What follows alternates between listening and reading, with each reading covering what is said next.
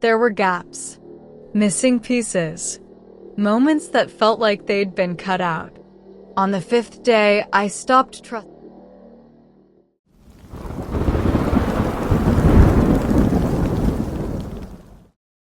I didn't think much of the sound at first. Just a dull thump beneath the car, like we'd run over something soft.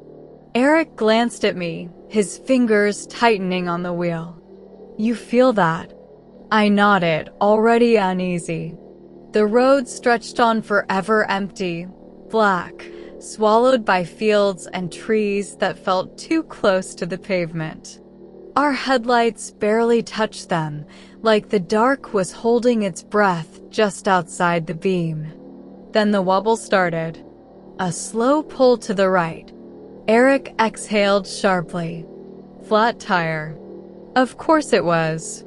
We hadn't seen another car in 20 minutes. No houses. No lights. Nothing but that endless stretch of road. He eased us onto the gravel shoulder. The crunch sounded too loud in the silence. Final. The engine shut off, and the quiet that followed didn't feel natural. No insects. No wind. Just nothing. "I'll change it," Eric said, reaching for the door. "I don't like this," I said. He gave me a quick smile, but it didn't quite land. 10 minutes. Lock the doors. I nodded. He stepped out, and the darkness seemed to take him in pieces as the interior light faded. I locked the doors. Once. Twice. Through the windshield, I watched him open the trunk. The dull orange light spilled out, stretching his shadow across the road. I tried to calm myself. Flat tire. That's all this was. But my eyes kept drifting to the rearview mirror. At first, nothing. Then, something shifted. Not fast. Not sudden. Just wrong. Like a shape where there shouldn't be one. I leaned forward. "Eric." No answer. He was crouched by the tire, focused. The shape moved again. Closer. "Eric," I said, louder. He didn't turn. Then, a face filled my window. I screamed. The man outside smiled. Not wide. Not exaggerated. Just enough. Like he knew something I didn't. The handle jerked. Locked. "Eric," I shouted. He spun around, wrench in hand. "What?" Another figure stepped out behind him. Too quiet.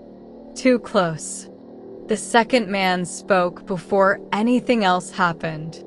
"Don't," he said calmly. Eric froze.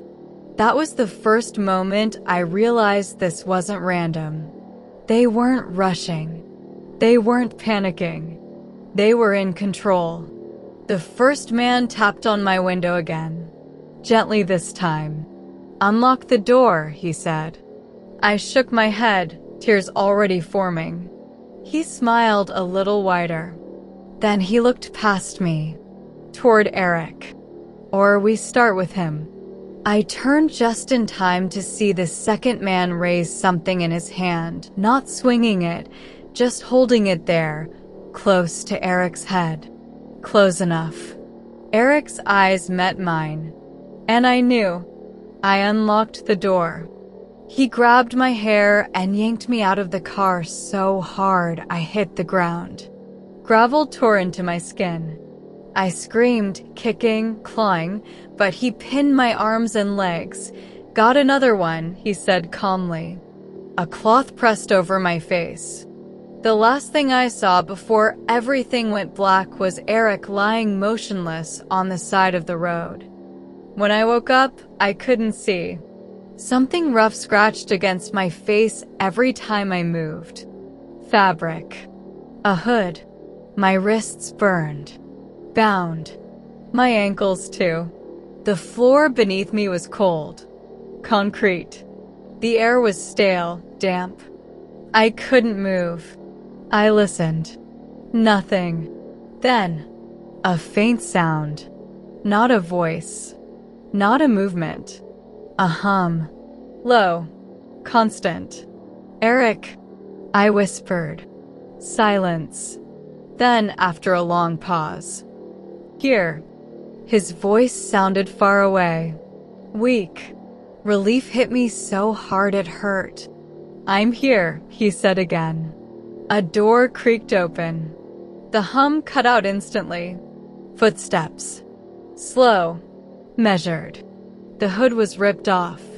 Light exploded into my eyes. I flinched, blinking until the room came into focus. Concrete walls. No windows. A single bulb hanging from the ceiling. Eric was across from me, tied to a chair. No blood. No obvious injuries. But something was wrong. He wasn't looking at me. He was staring at the floor. "Eric," I said. His eyes lifted slowly. And I saw it. Not pain. Not fear. Confusion. Like he'd been awake longer than me, and something had already started. "Good," a voice said behind me. "You're both up." I turned. Two men, hiding behind masks. Calm.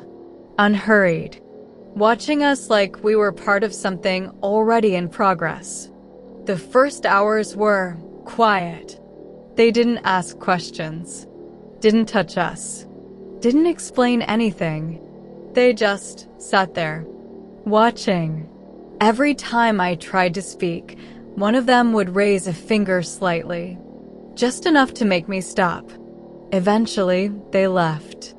The door shut. The light started flashing. Fast, then slow. Fast. Slow. On and on and on. For hours. Maybe longer. We tried to sleep. We couldn't. Every time my eyes closed, the light burned through my eyelids.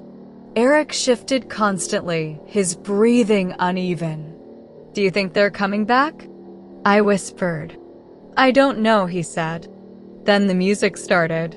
Out of nowhere. Loud. A single song. I didn't recognize it. Something. Upbeat. Wrong. It played once. Then again. Then again. And again. No pauses. No breaks. Just repetition. We tried to ignore it. Thinking became harder. Words slipped. Thoughts looped. The song got inside everything. At some point, the lights went out. Total darkness. Not dim. Not shadows. Nothing. I couldn't see Eric. I wasn't even sure he was still there. "Eric," I whispered. No answer. Panic surged. "Eric." A long pause. Then, "I'm here." But his voice came from the wrong direction. Or maybe it didn't. I couldn't tell anymore. This is how it went. Light. Darkness. Music. Silence. Over and over. No pattern. No warning. No sense of time. They controlled when we ate. Barely enough. They controlled when we drank. Just enough. But sleep. Sleep was something they never gave us. If we drifted off, the lights would snap on. Or the music would start. Or something loud would slam against the door. Every time. Without fail. By what I later learned was the fourth day, Eric started saying things that didn't make sense. "They told me you were talking," he whispered once.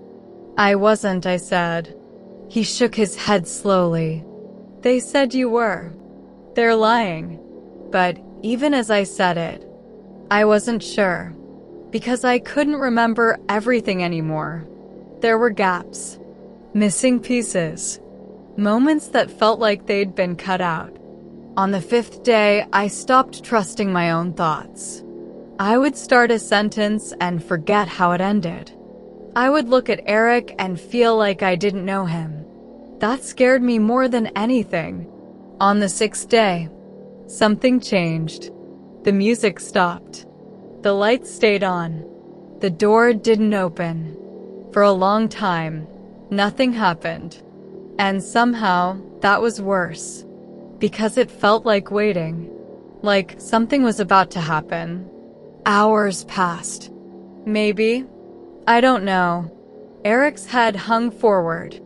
He wasn't speaking anymore. I felt something rising in my chest. Not panic. Not fear. Something sharper. If nothing changed, we were going to disappear in that room. Piece by piece. Until there was nothing left of us. One of them finally came in. Alone. He didn't even look at us at first. Just walked in like it was routine. Like we didn't matter. That was his mistake. He stepped close to me. Close enough. My hands were still bound in front this time.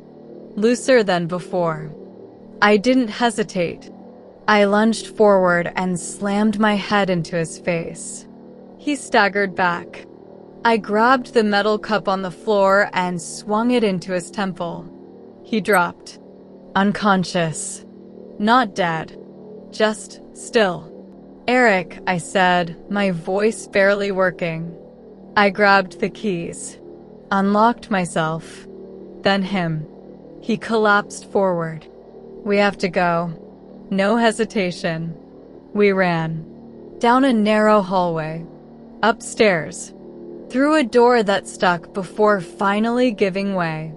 Then, outside. Cold air. Real air. We didn't stop. We couldn't. A farmer found us. Hours later. He said we were wandering through his field like we didn't know where we were. He called the police.